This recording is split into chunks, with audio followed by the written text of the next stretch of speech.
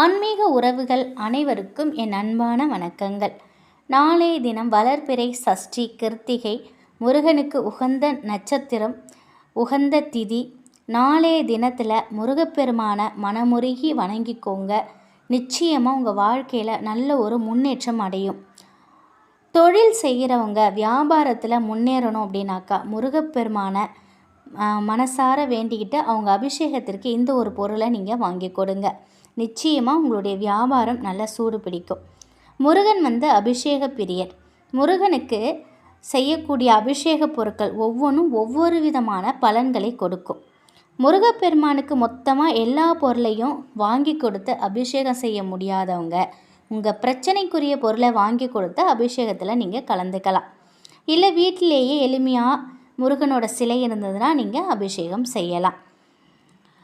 தொழில் சிறப்பாக அமையறதுக்கு போட்டிகளில் எதிர்த்து செய்யக்கூடிய தொழிலில் நம்ம முன்னேற்றம் பார்க்குறதுக்கு முருகப்பெருமானுக்கு எந்த பொருளால் அபிஷேகம் செய்யலாம் அப்படிங்கிறது தான் இந்த பதிவில் நம்ம பார்க்க போகிறோம். கலியுகத்தின் கண்கண்ட தெய்வமாக இருக்கிறவங்க முருகப்பெருமான். இவங்களை நம்ம வழிபட்டோம்னா நம்முடைய வேண்டுதல் விரைவில் நிறைவேறும். இது பக்தர்களுடைய அசைக்க முடியாத நம்பிக்கை. அதுதான் உண்மை. முருகப்பெருமானுக்கு ரொம்ப விசேஷமானது செவ்வாய்க்கிழமை, சஷ்டி திதி, கிருத்திகை நட்சத்திரம். இந்த நாட்கள் எல்லாம் முருகன் சிலை வச்சுருக்கிறவங்க அவங்களுக்குரிய வழிபாடுகளை நீங்கள் செய்யுங்க.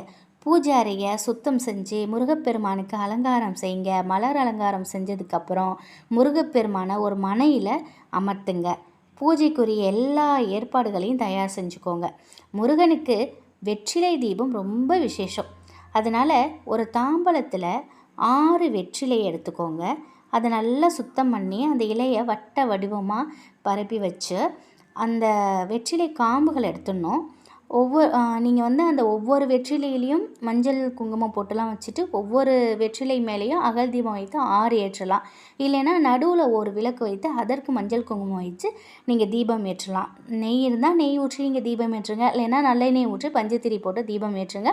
நீங்கள் எடுத்து வச்ச அந்த வெற்றிலை காம்பை அந்த தீபத்தில் நீங்கள் போடுங்க.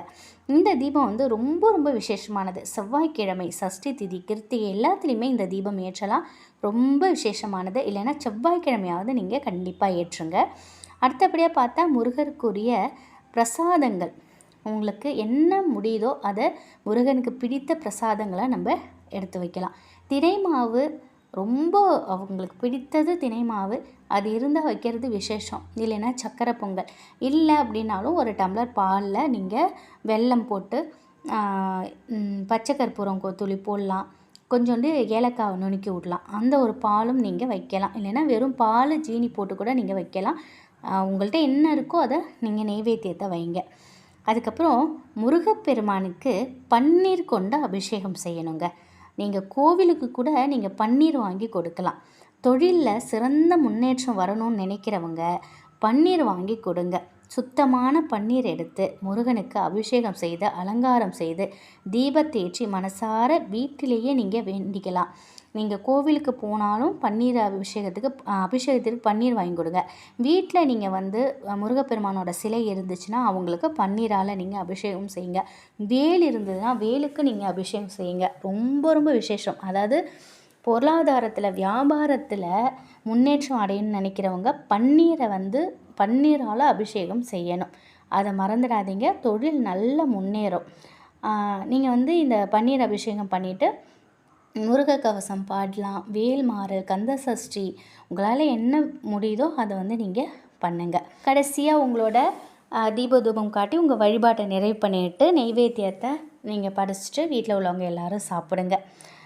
இந்த மாதிரி செய்யும் பொழுது உங்கள் தொழிலில் இருக்கக்கூடிய போட்டிகள் விலகும். சீக்கிரமாகவே வெற்றி பார்ப்பீங்க. வளர்பிறை, தேய்பிறை சஷ்டியில் வரக்கூடிய நாட்களில் இந்த பூஜையை நீங்கள் செய்யலாம்.